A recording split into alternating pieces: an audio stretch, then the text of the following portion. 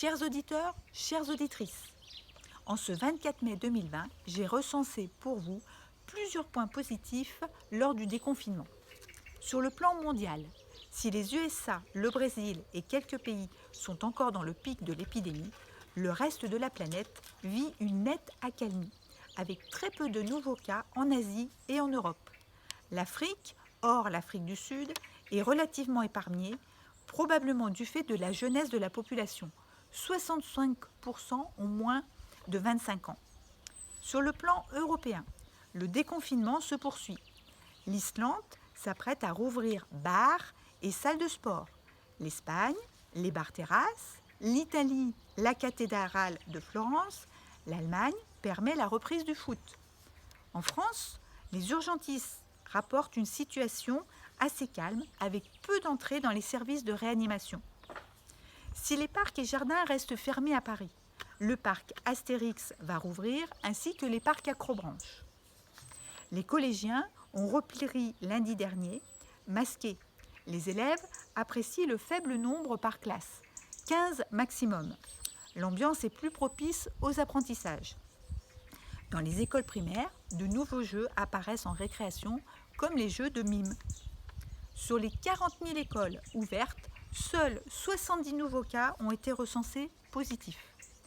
Autre bonne nouvelle en France, les mesures sanitaires démarrent dans les aéroports, avec des équipes médicales de la Croix-Rouge qui remettent des consignes aux voyageurs chinois. C'est un axe important quand on sait que les pays qui ont adopté les contrôles sanitaires dans les aéroports, et ce dès le début de l'épidémie, ont de très bons résultats dans sa maîtrise, comme le Vietnam et Taïwan.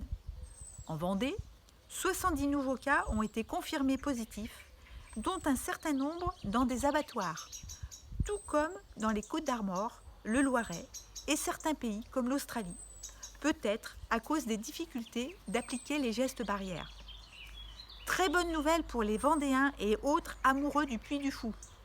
Il va rouvrir ses portes prochainement. Du côté de la nature, le clan des hérissons, jusqu'alors décimé des 2/3 en 20 ans, par la route et les pesticides, connaît lors de ce printemps très spécial de beaux jours. Un observatoire suisse estime que plusieurs milliers ont survécu grâce à la crise.